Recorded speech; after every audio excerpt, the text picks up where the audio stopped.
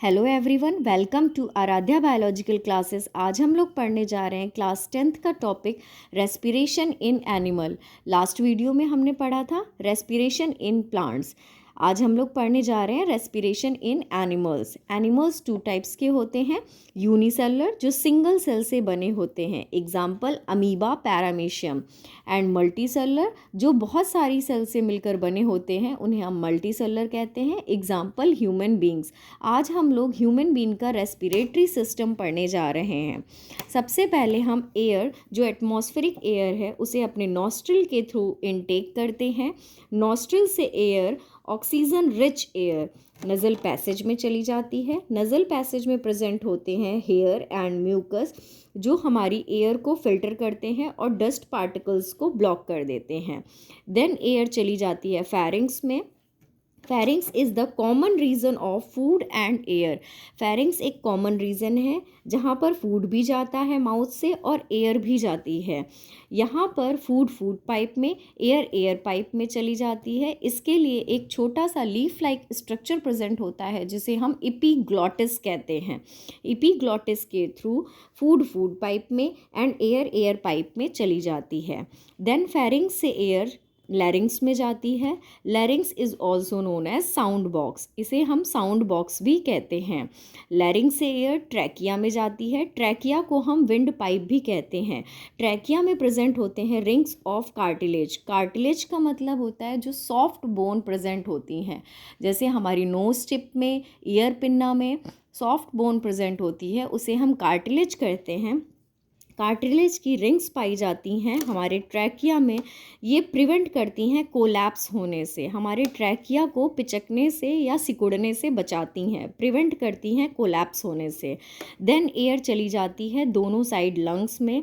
Lungs में जाने पर लंग्स से एयर जाती है ब्रोंकी में। ब्रोंकी मोटी ब्रांचेस होती हैं, यहाँ भी रिंग्स ऑफ कार्टिलेज प्रेजेंट होते हैं।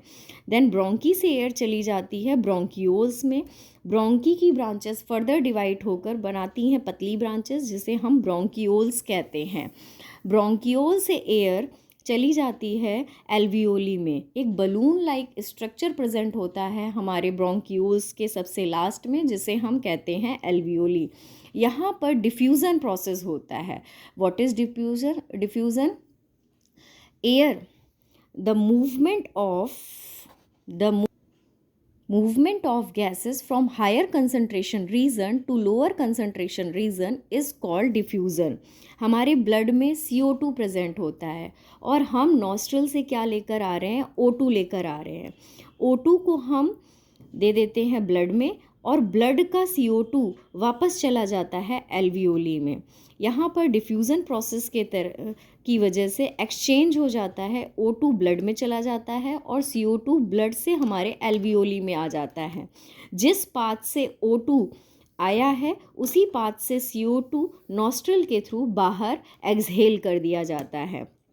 फिर CO2 एल्वियोली से होता हुआ, ब्रोंकियोल से होता हुआ, ब्रोंकी से होता हुआ लंग्स में, फिर trachea, larynx, pharynx, nasal passage and nostril के थ्रू बाहर निकाल दिया जाता है। ये है हमारा रेस्पिरेटरी सिस्टम। आइए हम कुछ इम्पॉर्टेंट टर्म्स भी देख लेते हैं साथ में। Around lungs bone structure present. हमारे लंग्स के चारों ओर एक बोन्स का स्ट्रक्चर प्रेजेंट होता है जिसे हम कहते हैं rib cage. Chest cavity is present. Chest cavity को हम थोरेसिस कैविटी कहते हैं। हमारा लंग्स कहाँ पर प्रेजेंट होता है? थोरेसिस कैविटी में प्रेजेंट होता है। लंग्स के चारों ओर एक मेम्ब्रेन प्रेजेंट होती है, थिन मेम्ब्रेन जो लंग्स को कवर करके रखती है, प्रोटेक्ट करती है, उसे हम प्लूरा कहते हैं।